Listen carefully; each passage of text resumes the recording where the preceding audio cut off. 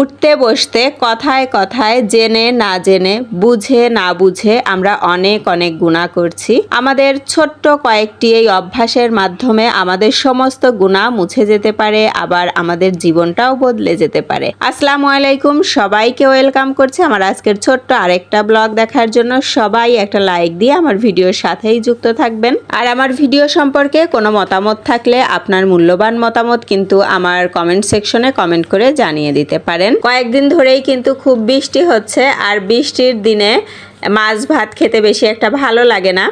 এই জন্য আজকে আমি রান্না করেছি হচ্ছে মাংস। তো আপনাদের সাথে সেটা শেয়ার করব। মেজবানি মাংসের মশলা দিয়ে মেজবানি মাংস রান্না করেছি, আর বিকালবেলা বাচ্চাদেরকে একটু সুপি নুডলস রান্না করে দিয়েছি। আর এখন আমি মেজবানি মাংসের মশলা দিয়ে কিন্তু মেজবানি মাংস রান্না করছি। আসলে এগুলো কিন্তু অনেক মাংস একসাথে রান্না করা হয়, তো এখন তো আর অনেক মাংস রান্না করছি না, আমাদের কয়েকজনের জন্য অল্প একটু মাংসই রান্না করছি। তারপরেও এই মশলাই দিয়ে আমি রান্না করছি। রেডি মশলাগুলো দিয়ে কিন্তু রান্না করতে আরাম। একদিক দিয়ে যেমন মানে তাড়াতাড়ি ঝামেলা ছাড়া রান্না হয়ে যায়, অন্য দিক দিয়ে ভ্যারাইটিস টেস্ট পাওয়া যায়। যেমন আপনার এই মেজবানি মশলা, তারপরে হচ্ছে কালা ভুনা, বিভিন্ন ধরনের কিন্তু মশলা পাওয়া যায়। আর আমি যেহেতু মেজবানি মাংস রান্না করছি, তো এটাতে একটু বেরেস্তা দিতে হবে, প্যাকেটের গায়েই কিন্তু লেখা আছে। আর বেরেস্তা করার সময় আমি কিন্তু একটু চিনি দিয়ে দিয়েছি, এতে করে কিন্তু বেরেস্তাটা খুবই সুন্দর হবে। আর মানে মোট কথা হচ্ছে যে বেরেস্তাটা ক্রিস্পি থাকবে। এটার মধ্যে কিন্তু লবণ দেয়া যাবে না। আমরা যখন তরকারি রান্নার ক্ষেত্রে পেঁয়াজ ভাজি তখন লবণ দিলে ঠিক আছে, কারণ লবণ দেওয়ার পরে পানি দিলে ওটা নরম হয়ে যায়। আর এটা এইভাবে যেমন পারফেক্ট হবে তেমনই কিন্তু দীর্ঘক্ষণ মচমচে থাকবে। এই জন্যই সবসময় বেরেস্তা করার সময় একটু চিনি দিলে ভালো হয়। আর এদিকে কিন্তু আমি রোস্ট রান্না করছি। বললাম না যে বৃষ্টির দিনে একটু মুখরোচক খাবার অথবা একটু ভালো খাবার খেতে ভালো লাগে। মাছ ভাতের কথা শুনলেই যেন খাবারে অরুচি আসে এরকম। আর আমার বাচ্চারা তো বলবে যে বৃষ্টি মানেই হচ্ছে খিচুড়ি, ওরা খিচুড়ি খেতে চায়। তো যেহেতু অনেক দিন ধরেই বৃষ্টি হচ্ছে, তো হয়তো খিচুড়িও একদিন খাওয়া হবে।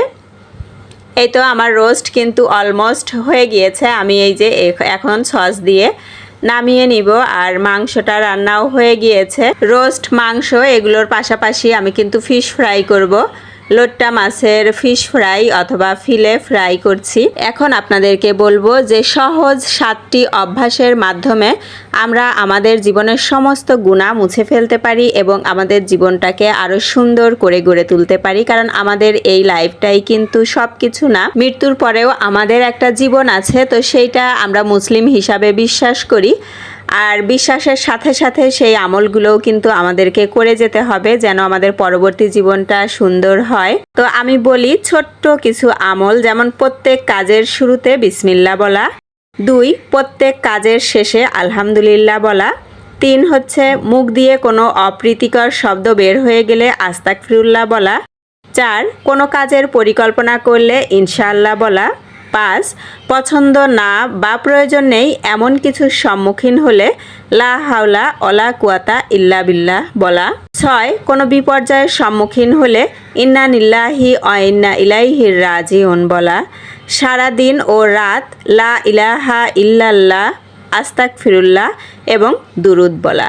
মানে খুবই সহজ, জাস্ট আমাদের অভ্যাস হতে হবে। এগুলো কিন্তু মুখস্থ করার কিছু না যে অনেক বড় বড় দোয়া মুখস্থ করতে হবে, মুখস্থ করতে পারছি না, এটা কিন্তু না, জাস্ট অভ্যাসটা আমাদেরকে গড়ে তুলতে হবে।